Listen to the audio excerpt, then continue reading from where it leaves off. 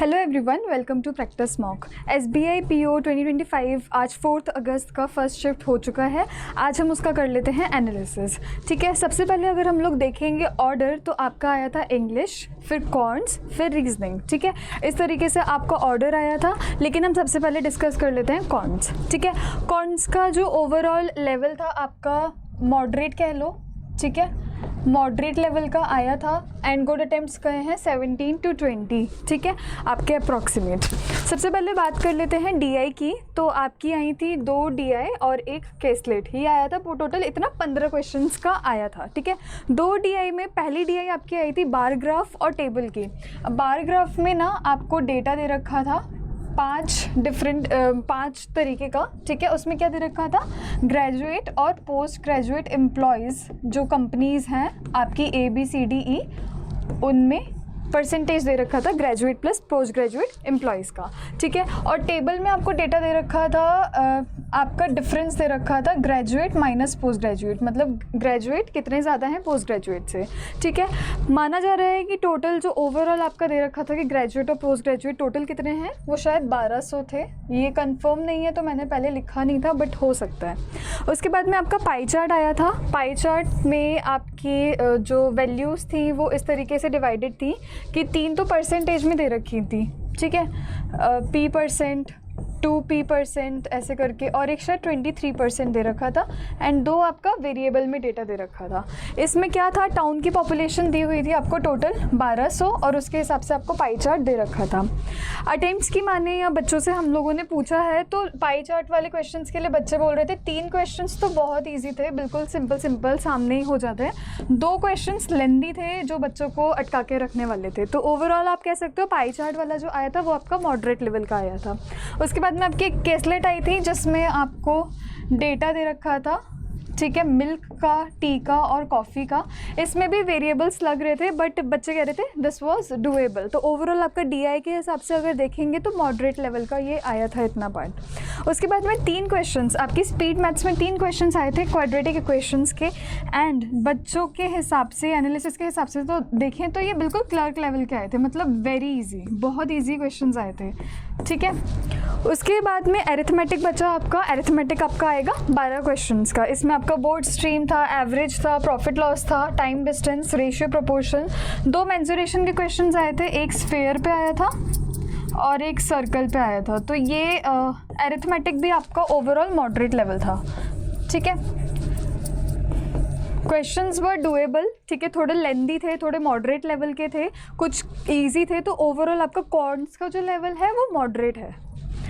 आगे बढ़ते हैं इंग्लिश लैंग्वेज पे। इंग्लिश लैंग्वेज में आपके गुड अटेम्प्ट्स गए हैं 27 to 30 क्वेश्चंस के बीच में।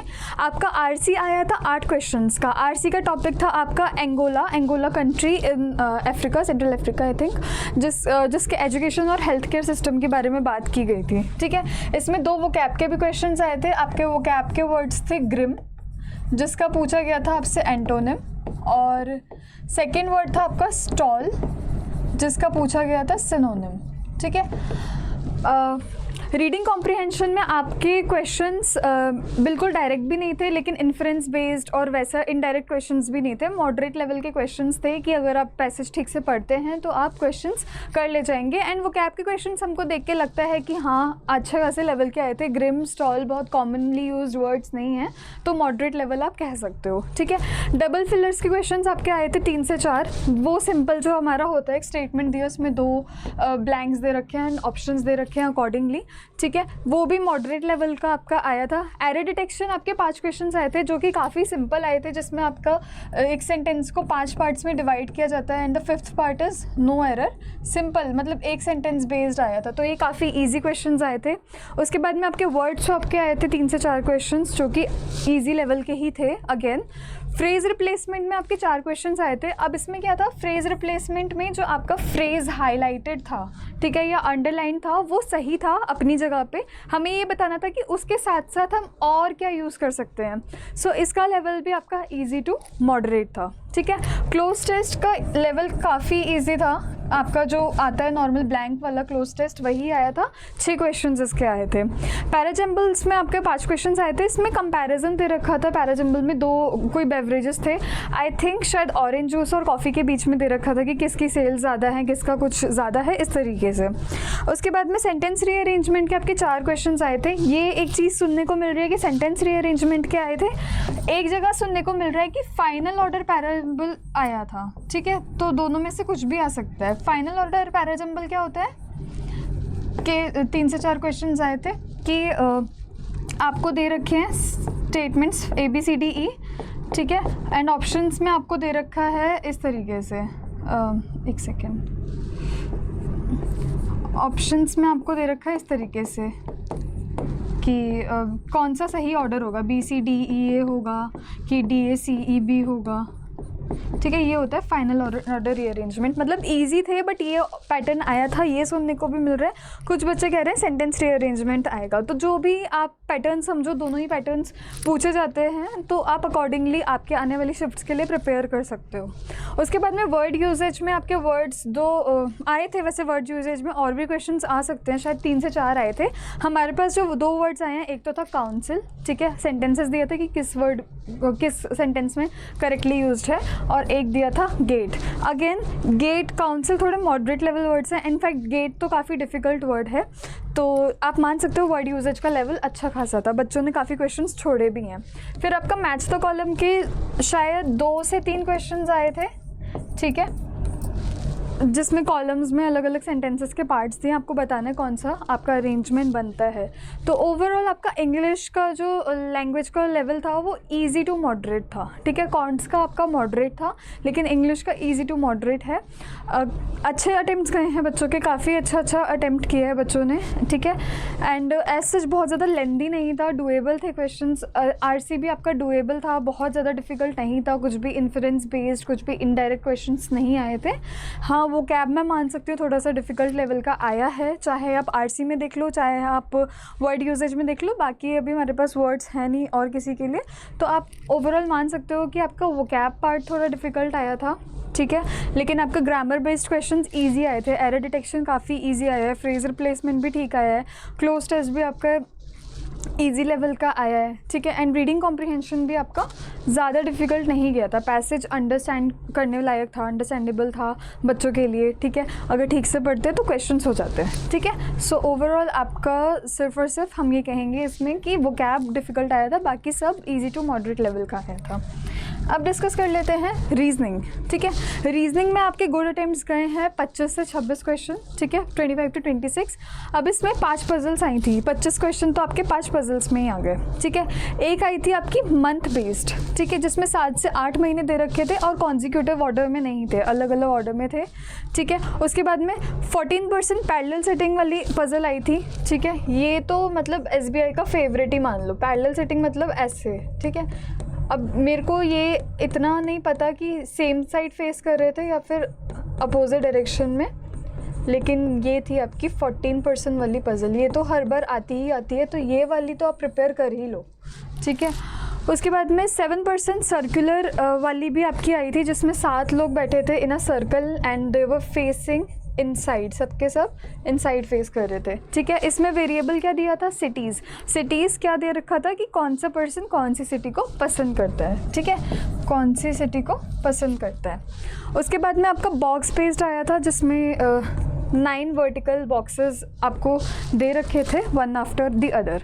अब ये 4 आपका मंथ बेस्ड, आपका parallel setting, 14% parallel setting, 14% circular setting, box based, ये सारे सब बच्चे बोल रहे थे डुएबल था, इजी था, ठीक है। आपकी डिफ़िकल्ट पजल आई थी एज बेस्ड पजल, जिसमें आपको डेटा दे रखा था 8 लोगों का और उनकी एजेस बता रखी थी, 1955 से 2008 के बीच में वो लोग पैदा हुए थे, अलग अलग उनकी एजेस बता रखी थी। ये वाला क्वेश्चन आपका डिफ़िकल्ट था, ये वाली पजल आपकी डिफ़िकल्ट थी, नहीं बनी है बहुत सारे बच्चों की, इसमें बच्चे अटके हैं, बाकी सब डुएबल थी।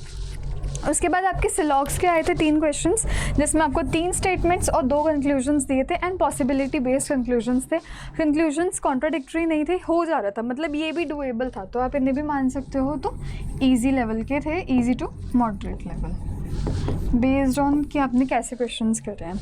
उसके बाद में आपका पेयर फॉर्मेशन का क्वेश्चन था, उसमें आपके वर्ड था नॉस्टैल्जिया। आपको बताना था कि जो होता नहीं अल्फ़ाबेटिकल ऑर्डर में देख के कि कौन से करेक्टली अरेंज्ड हैं, फॉरवर्ड एंड बैकवर्ड वाला।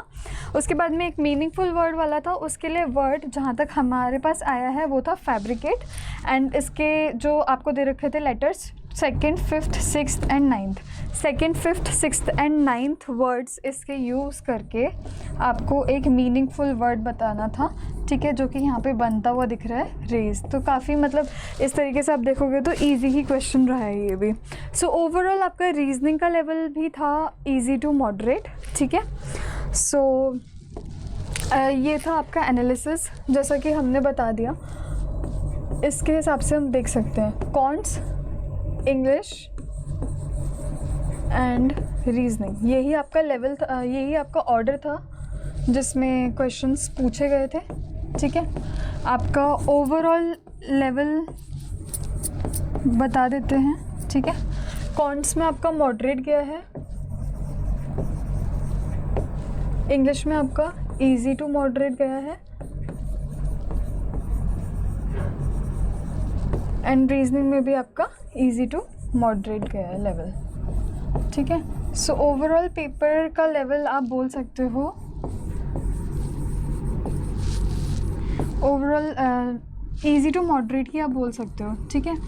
एंड गुड अटेम्प्ट्स आपके जो ओवरऑल हमने देखे हैं बच्चों के, तो वो हैं अराउंड 68 to 77 और 75, मतलब मान सकते हो आप एवरेज में 75 गुड अटेम्प्ट्स गए हैं।